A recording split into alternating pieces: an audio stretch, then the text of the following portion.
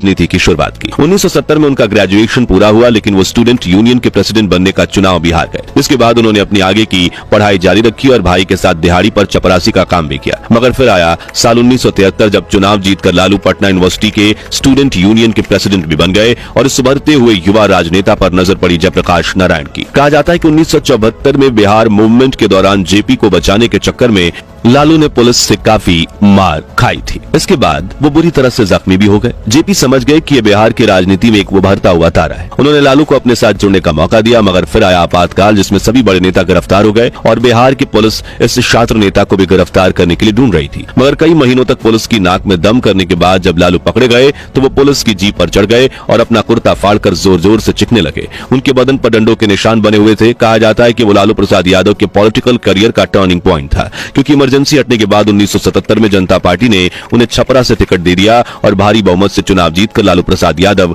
Parliament में सबसे कम उम्र यानी मैजून 30 साल के एमपी बन गए। 1980 में जनता पार्टी की सरकार गिर गई और लालू भी चुनाव हार गए, मगर वो विधानसभा चुनाव जीतकर विधायक बन गए। इसी तरह अगले 10 सालों तक पार्टी में लालू का कद बढ़ता रहा। फिर आया साल 1990। बिहार की राजनीति में एक भूचाल सा आया हुआ था। जनता दल के भीतर गहमागहमी तेज थी और मुख्यमंत्री पद के लिए कई दिग्गज कतार में थे, लेकिन तब वीपी सिंह की नजर एक ऐसे नेता पर पड़ी जो जनता के बीच जमीन से जुड़ा हुआ था, जिसकी छवि गरीबों के मसीहा की बन रही थी, और वो थे लालू प्रसाद यादव। जनता दल की बैठक को बुलाया गया और जिसमें 3 नाम सबसे आगे रहे, राम सुंदर दास, जगन्नाथ मिश्रा और लालू यादव। लेकिन लालू की भाषण देने की कला और जनता से कनेक्ट करने की क्षमता ऐसी थी, जब उन्होंने माइक संभाला तो पूरा हॉल तालियों से गूंज उठा।